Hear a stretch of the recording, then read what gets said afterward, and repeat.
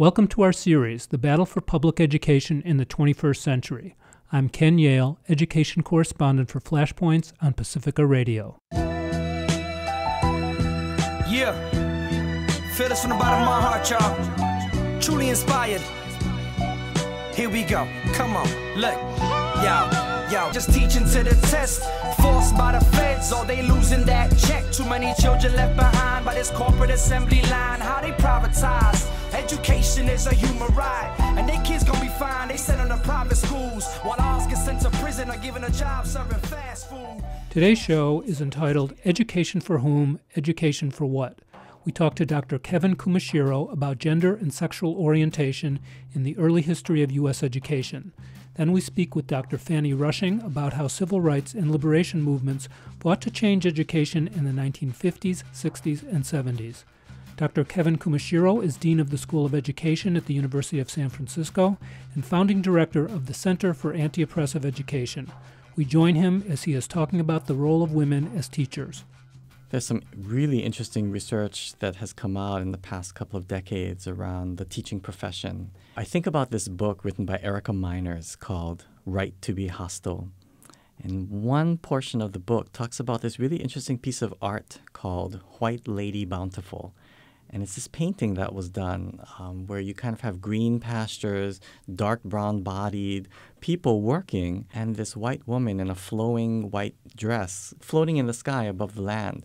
And this was supposed to symbolize this idea that one of our goals, and really one is sort of fitting in with the whole manifest destiny kind of ideology, is that we are actually supposed to not only conquer but save and uplift the other peoples, right? The people that we define as the other. And education was one of the primary ways that we did that. And in the early American imagination, the young white woman played a central role in that uplift. Well, what's interesting is that over time, the image of who that woman should be shifted. There are times where we feared, for example, a strong older woman as a teacher because we feared that that might emasculate our boys, right?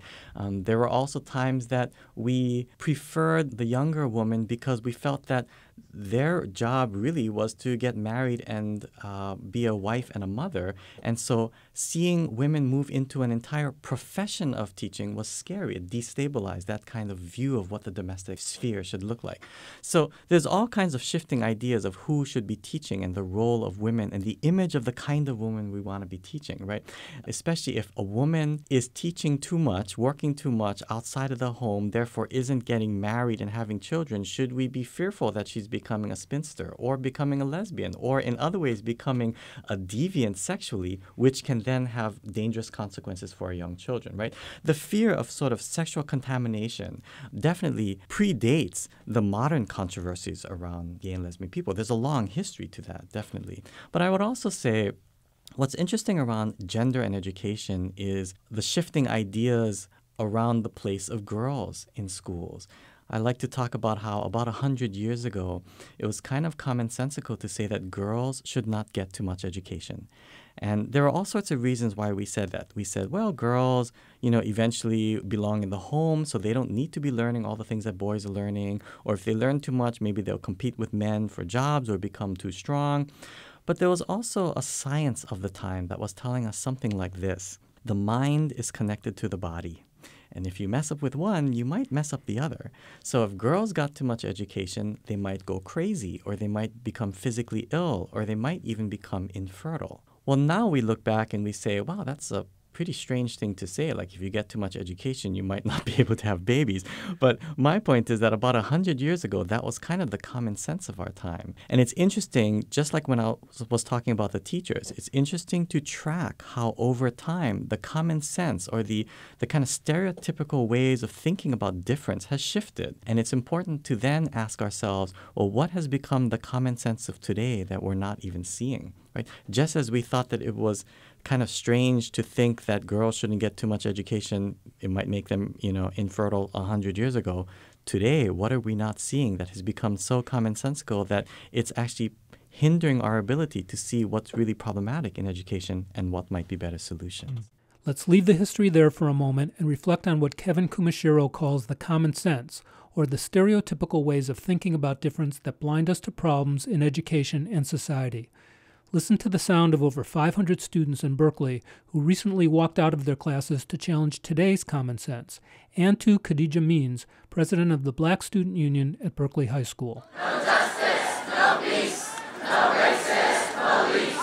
No justice, no peace, no racist police. A lot of people questioning whether or not we should even be protesting at Berkeley High, and that's a direct result of white privilege and entitlement. We are out here to march in solidarity with all of the protesters across the nation for the great injustices against Black people in general, specifically police brutality.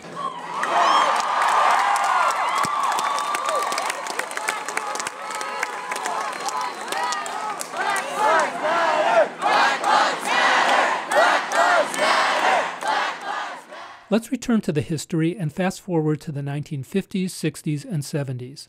Many civil rights and liberation movements challenged the so-called common sense of that time and demanded a more inclusive, empowering, and socially just educational system. To explore that period, we are honored and thrilled to speak with Dr. Fanny Rushing. From 1962 to 1966, she was field secretary for SNCC, the Student Nonviolent Coordinating Committee, and she helped create SNCC's first residential freedom school. She is currently a history professor at Benedictine University in Lisle, Illinois. We join Dr. Fanny Rushing as she describes the approach of SNCC's freedom schools. A small group of us pioneered in creating the first residential freedom school that SNCC had, and we had that here in Chicago. The idea was to bring together young people from the South and young people from the North to see what their experiences were around segregation and discrimination. It was a time in which SNCC was exploring, as was much of the nation, this question of whether or not racism existed in both the North and the South. Was it the same? Was it different? How did you attack it? And we thought one of the best ways to find that out was to allow young people to come together and talk about their common experiences. For the first 6 weeks, they were here in Chicago, and for the second 6 weeks, they were to be in Cordele, Georgia, to talk about what they saw in each setting, and then to come back together and try and figure out what they had learned over the summer. Can you say a little bit more about what the experience of the freedom schools was like and how it differed, especially at that time, from what students would be getting in a traditional public school? The SNCC freedom schools were very much associated with and part of the civil rights movement. SNCC did not originate the idea of a freedom school, but the freedom schools that SNCC did create grew very specifically out of the voter registration movement in the South, so that initially the schools were designed to help people pass the literacy test, to educate people about voting not just as part of the political process, but as part of the process of liberation. The SNCC freedom schools always maintained that connection between education for liberation. It was not ever a matter of simply learning one's ABCs or mathematics. It was very much a question of how do we use education to liberate ourselves? What do we need to know to bring about the kind of society that we want? And of course, based on Snicks' philosophy that every single individual has the ability to understand his or her own life circumstances and to make changes in the direction that they want to make them, was at the very root of the learning process. So it was never a matter of providing people with answers, but allowing people to find the answer that they needed to resolve a particular problem. And so that is certainly not what goes on in the public schools. They were never intended to do that, and of course they do not. And now the Freedom School model has multiplied 10 times over.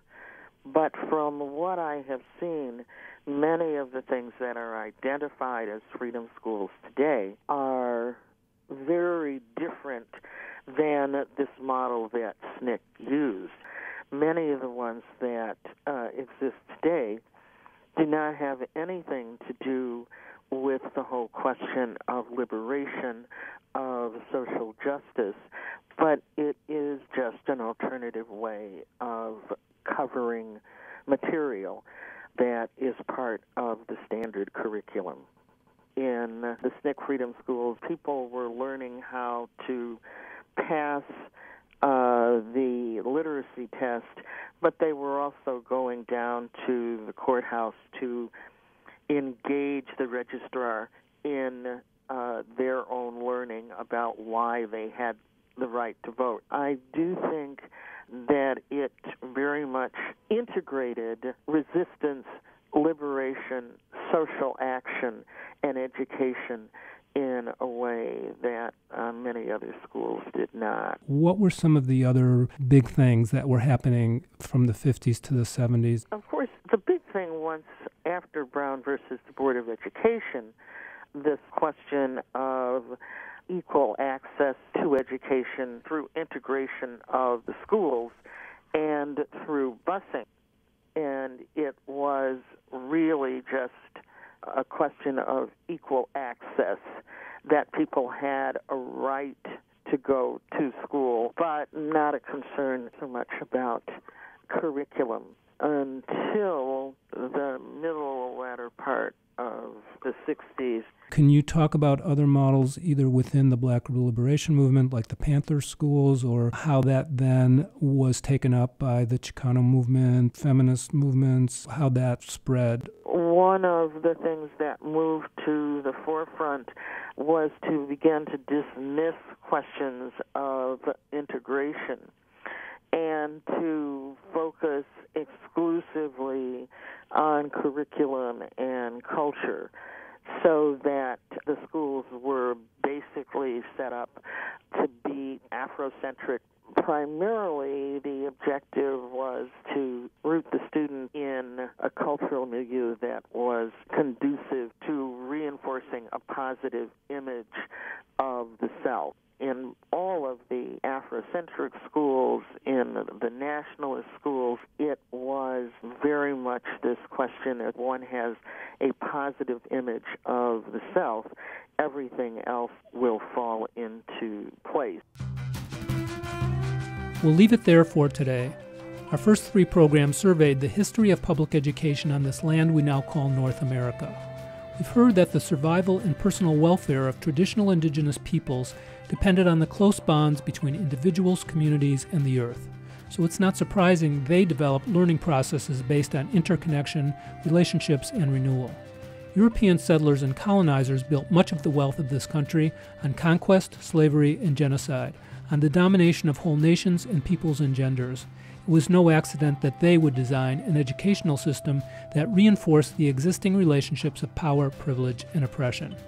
Powerful movements in the 1950s, 60s, and 70s challenged centuries of educational inequity.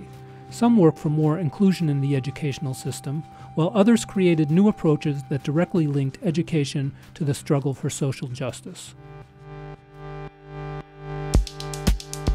Our next set of shows connects this history to the battle for public education in the 21st century.